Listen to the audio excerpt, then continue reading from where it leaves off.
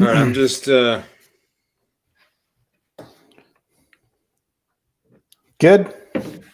yes, sir. All right. Well, welcome to the very first episode of Military Money Mistakes Live. Awesome. Good to be here. Yeah. Very excited. Long time coming. Right. This is kind of the culmination of really the last 5 years of experience in my post-military career. I know the feeling. It's a whole lot of trial and error and figuring out what works and kind of being like, all right, this is the thing now, right? Yep. And I got to tell you, though, probably the biggest lesson that I've learned through all this, and you and I had this conversation a bunch of times, is like, don't worry about what's going to work. Just get out there and do it, and then fix it as you go along. So hopefully, you guys, if you're watching us here on LinkedIn, probably most likely this is also going live on the YouTube channel. Which doesn't have any subscribers yet because it's just launched recently. So subscribe. Yeah, make sure you hit the subscribe button and hit that little bell there so you get notifications every time we create new content.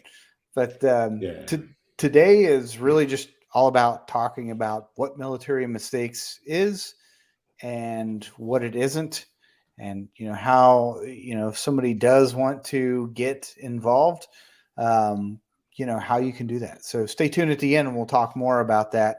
And also taking advantage of some of the other stuff that we're the cool things that I think we're doing here at US VetWealth that to the best of my knowledge, nobody else is. So looks like we got a few people on here already. Glad to see that. I can bring up. Yep. Hi there, Ann. How are you? Great to see you. Big Mike, how you doing, brother? And all the way out in the West Coast, San Diego. So Chris Elder, he does his own little thing called Chart Your Fi. I was actually on his. He interviewed me for his podcast the other day. We actually did. He has 2 podcasts, kind of like I do, and I went on both of them. So very cool, very cool. Well, we love the podcasting space. I think it's one of the coolest tools. I know some people take it very professionally, and that's awesome. But for others, I've seen just as a way to just practice communicating in this modern technology era. And so in some regards, that's what we're doing here. And with all the stuff we're launching, it's like, I'm not, at least me personally, I'm not trying to build like audiences or whatever. I just need to communicate. and there's just a better way to do it. Yep. And we got Charles on here all the way from jolly old England. So good dude. I talked to him a while back. We've been chatting back and forth. Awesome. Very cool. Yeah. Hey, Charles. So really, we kind of get into this, if hopefully you've been following myself and Scott, and, everybody knows kind of most of what we do is centered around solving really 2 problems. The first and foremost, the one that I kind of view us as the majority of our expertise, and honestly being some of the ones that, in my opinion, knowing what everybody else is doing, do it better than everybody else, right? Hey, is survivor benefit plan a good deal for me? Most of the time it's not. And, I was thinking about, if you qualify for those other options, I was thinking about a conversation that you and I had at 5:00 this morning, because we're both early birds. And, it'll tie into, what I'll be saying here in a few minutes. And then the other is, what do I do with my TSP when I retire? And because those are 2 of the biggest questions that career military families have when they go through that retirement process. And so really, instead of being the cheesy car salesman who, sends you that sales pitch with their LinkedIn connection, whatever, we just said, let's not do that. Let's not be that guy. Or girl, let's just create content around this subject, and people will see it and hopefully engage with it. And, if we're doing it right, if we're creating a story that reaches people and makes them want to engage, awesome. And, to me, like coming up in the business, and Scott, you kind of had the same story as me. Like, we just got into the industry not knowing what we didn't know. And after being there for a couple of years, you had the epiphany before me, obviously, because you got out. When did you get out? 2008? Yeah, I got out right. I mean, literally, I put on my first suit and showed up at the little financial planning office like the day before Lehman Brothers collapsed in 2008. And I was like, what's this all about? So the first couple years were interesting, and seems like we're going through this all a little bit again. So basically, part of what US Vet Wealth is all about is remembering what that experience was like, knowing it was coming again. Instead of playing the whole like, invest all your money for the future, it'll work out one day. I was like, not always. There's going to be a time again, and I don't know if this is the time. That's the point. You never know when the time is, but to think outside, basically be different. When everybody's going that way, I think what you and I are doing is saying, well, all right, if everybody's going that way, that means, well, not everybody. It's never everybody. There's always a few people that are like, well, maybe it's not best for me. And nobody was really offering an alternative viable solution. So kind of alluding on what you were saying a minute ago, to resonate, find people that resonate with. We're not trying to change people's minds or convince them. It's like they've already made their decisions when they find us. They just they want to know what else is out there. And so, that's what we're trying to introduce. Yeah. And that was kind of my epiphany.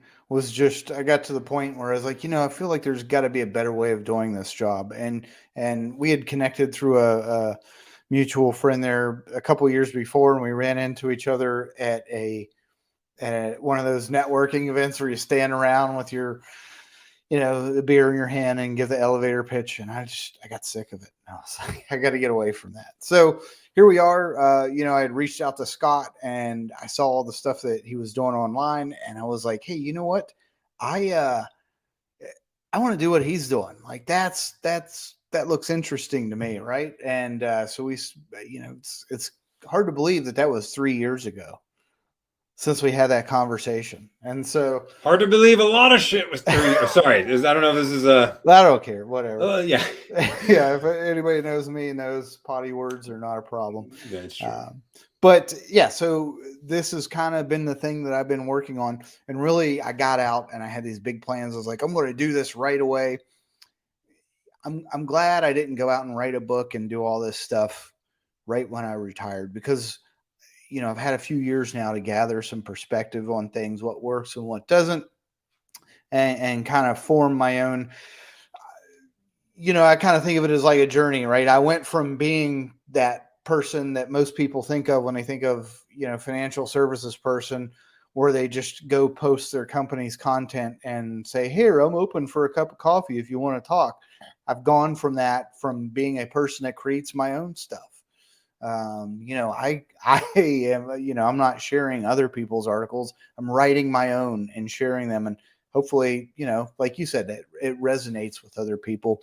But kind of brings us to today, what I really wanted to talk about. Welcome to Military Money Mistakes, and give you an idea of kind of the vision of what I hope it becomes.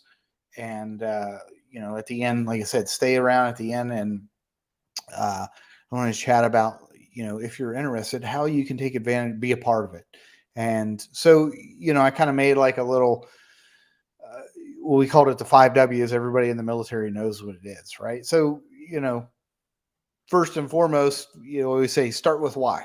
Why military money mistakes? Well, if I've ever talked to you, there's a pretty good chance I may have told you my own personal story where, I got to the end of my career.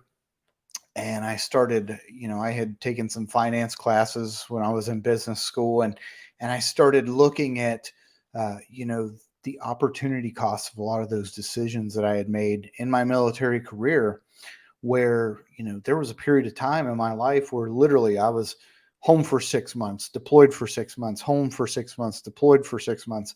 And I didn't realize it at the time, but I had a huge opportunity ahead of me to really set myself up for success after my military transition. And I guess the biggest thing, my biggest kick myself moment was when I went and looked back, and I kind of looked at all these bonuses that I had gotten throughout my career and all the times I came back from Iraq or Afghanistan, and I had all this money in the bank, and I thought, man, what would that have looked like had I known what I know now, right? And been smart with this stuff. And it was kind of soul crushing a little bit, because I kind of came to the realization of like, I could have retired with, I came up with a range. It was somewhere between $800,000 and $1 million. Because I was in this spot where, I just kind of thought, well, I'm an EOD tech and it's the height of the war, right? Like I'm probably not even going to live to be 35. And then there I was, 35 with a wife and 2 kids. And I thought, well, shit, what do I do now? And so that was kind of a big thing for me, right? Like thinking like, man, I blew a huge opportunity there. And I think part of this, is the military transition process itself. This is just kind of my personal opinion on this, but like the military's job is to go out and fight and win our nation's wars. Um, you know, they can't focus too much on the people who aren't going to be there anymore, right? So they basically what they do is they give them like, hey, here's the bare minimum of what's required of us by Congress, and they send you on your way. And a lot of people say, well, you don't get that in the civilian world. Well, people who've never been in the military don't understand it's not just going from one job to another. It's a complete erasure and rewriting of your personal identity, who you were, right? I'd seriously doubt there's any jobs out there in this, maybe like police officer or fire, any kind of first responder where you have that, your sense of self is tied to what you did for a living. And so, the military transition process, there's a lot of things that you kind of have to learn as you're getting out about what it's like to be in the real world. And there's Joel, my buddy Joel Gonzalez. I see him. They do nothing to really prepare people. But again, too, that's kind of my point here is, how much do they really have to do? Right? Yeah, it's whose responsibility is it? And it's unfortunate because they make it seem like, oh, we're going to take care of you, and it's like, well, you took care of me by sending me down range for 20 years. Like how, and so it's a good point. Yeah. And so I guess kind of the thing that I came up with was because of that stuff, right? People are expecting all this instead of wanting to take charge of all these things themselves. There's a lot of missed opportunities out there, right? Because there's a lot of education that's lacking. And I kind of learned that as I got into this industry. This lack of awareness on all these things that are out there and available to people, it causes you to miss a lot of opportunities. And so that's kind of the why, right? To figure that out and through my own experiences, I'll tell you, as an EOD tech who did multiple deployments to Iraq and Afghanistan, my last 4 months of my military career were the most stressful time of my life. And, I talk to 10 or 15 people a week who are kind of in that same boat. It's the same thing. And so that's kind of like the why, right? That's why the military money mistakes, which kind of leads me into the what, right? So what are we doing to fix that? And I just, I had to think of like a quick catchy phrase or whatever. And hey, there's Jen, Scott's wife, Jen, part of the U.S. VetWealth team. and so the boss. Yep. The person who really kind of makes the ship move. So, or if you're in the Army, the wagons, or what do they call them? Caissons. Yeah. I don't know. That was a few wars ago, man. But I kind of like, okay, what's a quick catchphrase I can come up with? So I realized, okay, 3 things, right? Content, creating content to, not only raise awareness on this stuff, raising awareness is important. But, teaching them information, actionable information, I think is super important, because I could go out and teach you a bunch of stuff, but if there's no kind of, we thought about this all the time. Like if there's no way to, there's no like, what do they call it? Congruence or whatever, how to take what you've learned and apply it, then what good is it? Right. So that's the content piece. The other piece, which ties into that, how do I apply it, is coaching.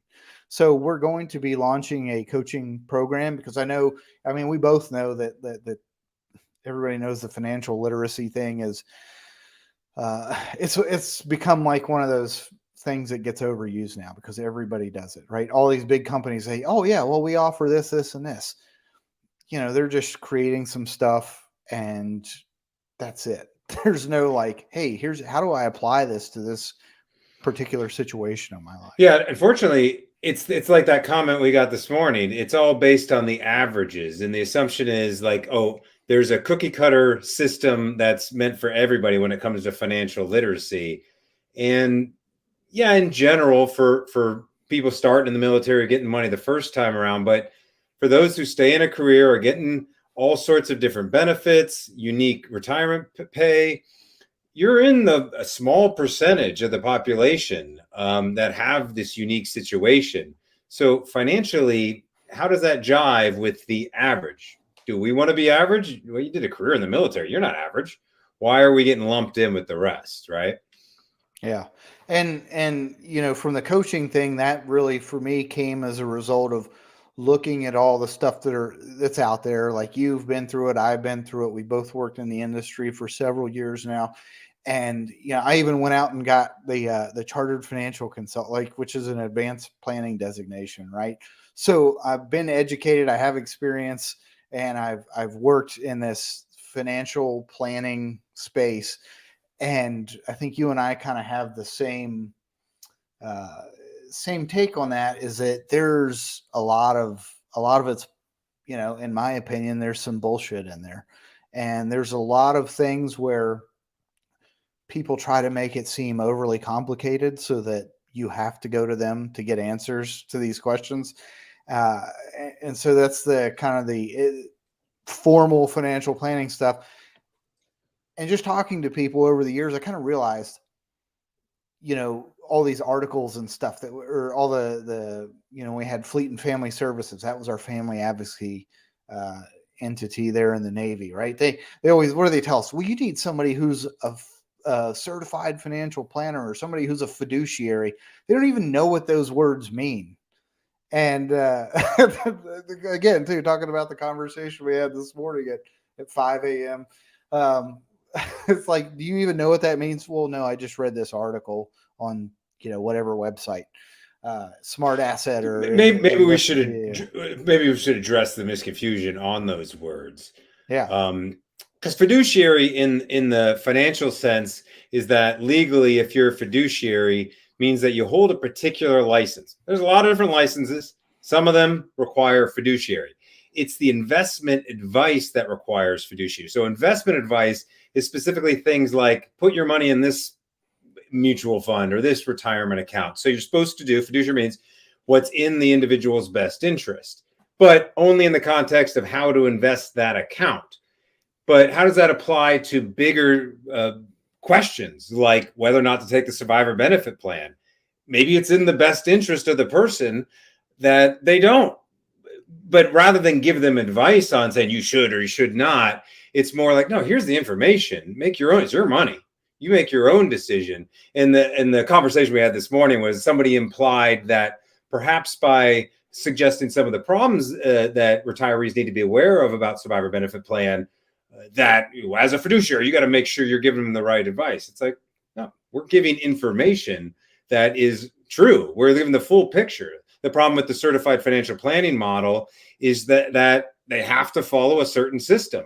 And the assumption is that you're going to stay on a fixed income mindset until age 70 or something. And then you can touch your retirement accounts. And don't worry, based on this fiduciary financial plan, it'll all be projected out 8% a year for 30 years from now. And we just don't find that realistic or useful information when the opportunity is now in really a 3-year time frame. Again, looking back 3 years from today, did you expect it to play out the way it did, financially or otherwise? No. So planning these 30-year time frames with these vague projections when there's far too many variables involved, like, of course, we're fiduciaries. We're not certified financial planners. I mean, Trevor's got his chartered financial analyst. That's great information, but I can Google it too, when it comes to what are the various things available. And that's our point. You can Google it. You don't necessarily have to outsource stuff until you need it. And a high income situation is when it actually becomes more useful to use the professionals. And what's happened in the industry is that, the industry's always had a bad name. So what do? You go get extra things to put behind your name or put on your LinkedIn resume, but now they're just a commodity as well because there's so many of them. How do you know which one is good or bad? So we're just not even playing in that game from our perspective. It's kind of like the, I guess the difference between, theory and practical application, right? That's what it comes down to. Like, that's really like what sets us apart is like, I think we understand how to, first of all, we understand the opportunity. We go back to that, the why question, right? That's been an observation that's kind of, to me, is a little frightening, is that I see all of these people, these retiring O9s and E9s and O6s, and E8s, O5, whatever, all these retirees, these guys that did 20 or 30 years, they're going out and making a lot of the same mistakes that we see E2s and E3s making when they come back from their first deployment, except the scale is a lot bigger, right? They they get out, they have this amazing opportunity where they're making twice the income they ever were, while they were in the military. And they're going out and saying like, oh, okay, well, now I got all this extra money, I got to spend it, or I got to do this, or I got to do that. They're following a lot of the old, the traditional wisdom, which really, when you look at it, it ain't so wise. And so that's kind of the, part of the coaching thing, is like teaching them how to fix that, get out of that mindset, and, create opportunity for yourself for that next chapter of your life. Because your life's not over. I was 38 when I retired. I've got, close to 40 years before I even think about like, oh, I guess I'm not going to work anymore. Why am I only focused on retirement right now instead of like, the next 30 years? And it just, to me, I didn't like that. I thought it was kind of antiquated. And that's just my personality type, right? Being the guy that likes to press that big red button that says do not push. I don't know why. It's just, I have to do it, right? And then, kind of the last part of the what is military money mistakes. And I think this is a big one too, is the collaboration piece. My intent with this is not to get you to come in and do this for the rest of your life. It's me helping you become self-sufficient for a period, spending a period of time with you, teaching you, helping you apply that and put together something that you can run yourself. Because guess what? Like now that everybody has these, a lot of the stuff that's out there is obsolete. Like we have technology at our hand, within our reach that lets us do a lot of this stuff on our own without that. And then the collaboration piece is, guess what? You come through, you do this, you get to the next level, and now you're able to come back and contribute, continue to stay with, hopefully build the community and grow it, and, hopefully prevent this. Because all these problems that are out there, with the veteran community, if there's one thing that I've learned is that vets love to help other vets, especially if they see something that's useful and beneficial. They love helping that. And so that's the last part of that, as far as what it is the collaboration piece, which I think is probably the most important piece. And then, okay, so who is it for, right? The next W, who? Really, this is geared towards career military families that are within 24 months of transition. Can you do it before that? Yes. The other piece of that is people who are recently retired who are still within the first 12 months of their transition. I come up with that 3-year time frame because that's when it's most effective. Right now, this is when you're really focused on transition, or at least hopefully you are, because if you're within 24 months of retirement and you're that guy who's like, oh, I'm just going to work hard till the very last day so nobody will think, I'm a turd or anything. Like, okay, you should probably go somewhere else, right? Because, we're looking to work with people who are like, hey, I want to start prepping for the next phase of my life. How do I do that? So that's really kind of the target audience. People that we want to talk to are those folks 24 months out from retirement, because now that gives you ample time to implement a lot of the stuff that we're going to talk about as we go through the cohorts, and really set you up for success on the other side of transition. So, Can, go can, ahead. can I ask you a little bit about that timeline? Because we didn't talk about any of this before. You're introducing me to Military Monday Mistakes as much as you are the audience with Military Monday Mistakes is Trevor's coaching program. Trevor does his business through US VetWealth. So I'm genuinely curious, and knowing that sometimes it takes 3 years for folks, sometimes longer, to shake things out after retirement, or sometimes get folks that plan as started planning a little bit early in the 24 months. You're not totally saying don't talk to us, right? Yeah, no. That's just kind of like the that's That's a really sweet like spot. that. That's a sweet That's spot the that sweet spot. more often that's when it's in your head. It's like, when are you going to be thinking about this? But folks do get started a little bit early sometimes, right? Yeah. And so, kind of the next piece is like the where and when. Like, where are you guys? Like, when can we expect to see? So, kind of the whole thing, like being consistent. We're looking to do make sure we have a live session every Friday. Obviously, that's not every once in a while I'm going to be doing something on Friday. But we are on YouTube. There is a YouTube channel. Next week I'll have some links out there for you. We are on LinkedIn as well. Obviously, I've already set the page up on here, and then of course I will be on here on my own personal page doing these live sessions every week. And the last piece, we'll talk about this more in a few minutes, as we kind of discuss like big things that we have for 2023 as far as what do we have going and how you can take advantage of it. And that's our US Vet Wealth Insiders portal, the military retirement blueprint.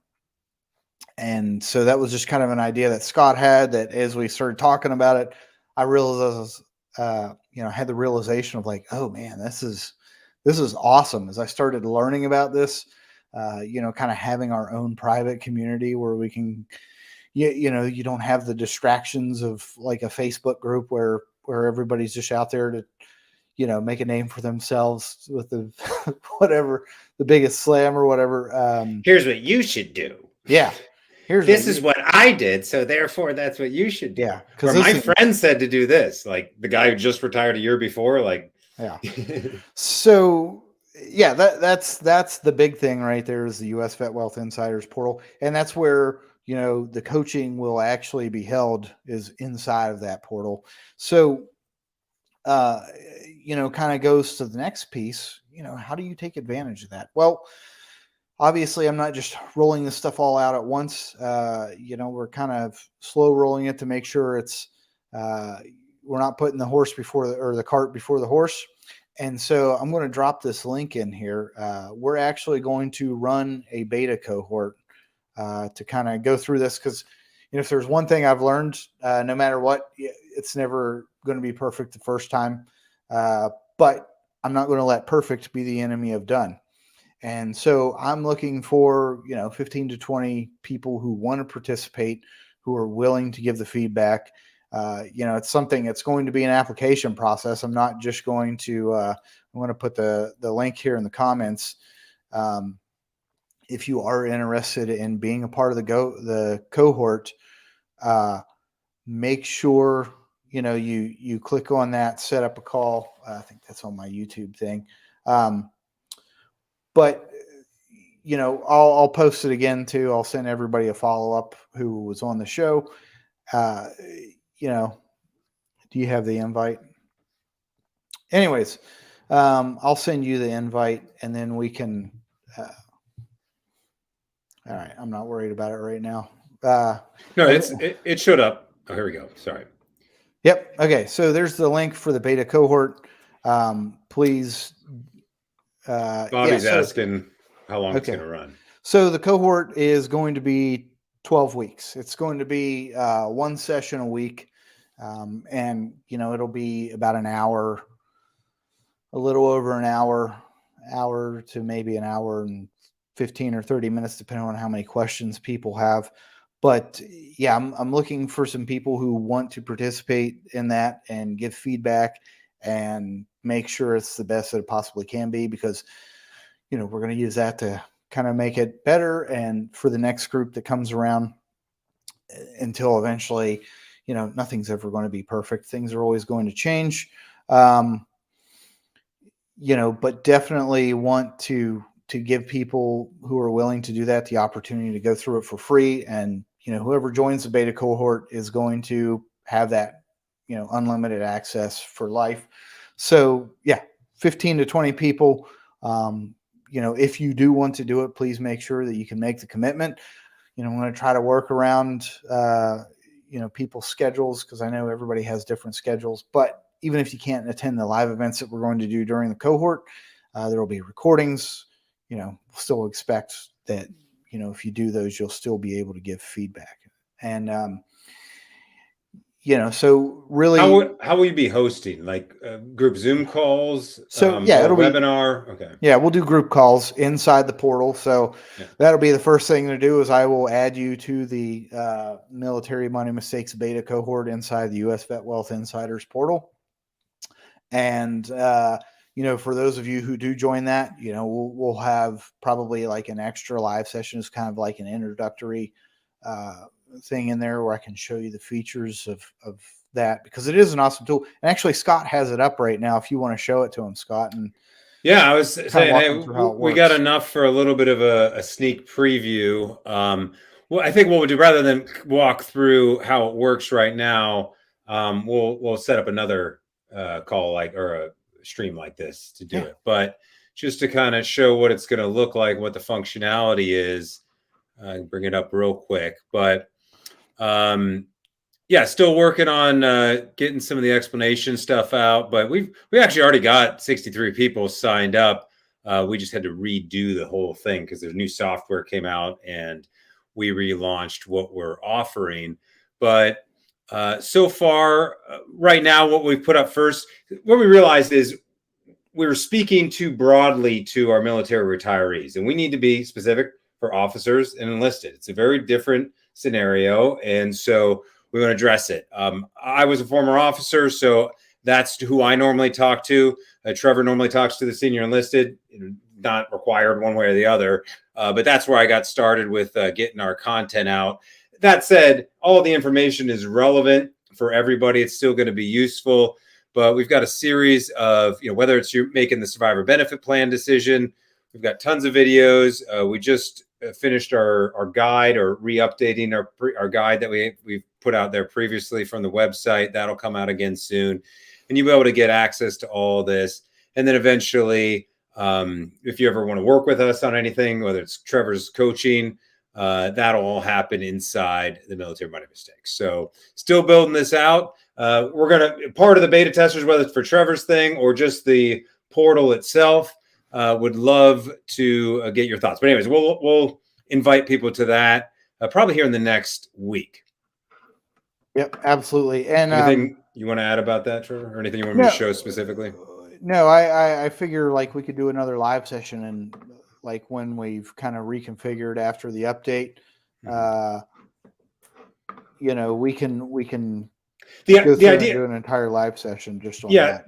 Yeah, exactly. Because the idea here is simply that obviously social media has been great for sharing information, but as I kind of predicted this a few years ago when I was more active on LinkedIn, it's like, all right, this is becoming a little bit saturated, right? And so people who are retiring out of the military, it's like, oh, get your LinkedIn account. And then when you start making a comment or something, everybody else wants to chime in, and you don't always want to have to get into a little comment argument and deal with the snarkiness, especially if you want to ask personal financial questions. We need a safe space. We need a safe space for these retirees that are going to end up in a higher income situation and not getting lumped into the average financial planning, retirement planning mindset, and really the outside the box, self-motivated people that just kind of want to stop following orders. That's kind of the point of getting out of the military. You get to make your own decisions, but there's stress there. You have to make choices in a short amount of time, and you don't always know if you're making the right one, realizing whether it's getting a job or what you're doing with your money or just figuring out who you want to be after the military, it's going to take time to flesh that out. I've got a crazy story of my personal journey. I mean, I lost 100 pounds this year. And that was part of my transition, which was 15 years ago. Like, I am still transitioning. Absolutely. And, just didn't address the health part of it. And so, whether it's health, lifestyle, or wealth. I mean, health is part of wealth, so we want to incorporate that, a bit as well. But the whole point is to each their own. But we want a safe space to have open, honest conversations about what's really going on in the military retirement process, the post-military career, entrepreneurship, business world. We like encouraging folks looking at more small businesses, medium businesses, opportunities, maybe self-employment down the road. And there's strategies to do that, but they're personalized, they're privatized. And so that's why we've designed what we call the private pension, the war chest, if you will, because if you build your own war chest, you make up the rules of when you get to use it.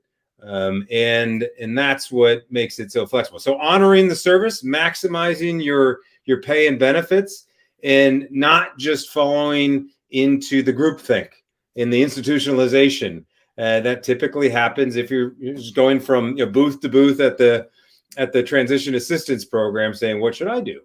Or what are they suggesting? They're all suggestions. Benefits are only a benefit because they're available. Doesn't mean it's always going to benefit you. It's available for everyone, then that's great. If you can't qualify for something on the privatized market, well, thank goodness that we have all these military benefits, taxpayer-funded benefits. That, looking at the DoD audit this morning, we realized over $1 billion of unfunded liabilities for military retirement pensions, meaning they've promised out over $1 billion that they don't know where the money's coming from. But yeah, it's down the road, taxpayers. That's something else to think about. Taxes are going to have to go up to pay for that and everything else they've been paying for the last few years. So we take all that into account because we want to protect what you've built, protect what you're going to have in the future, and profit from it, because we don't think you're going to die anytime soon. Everything else is based on, oh, well, gosh, what might happen?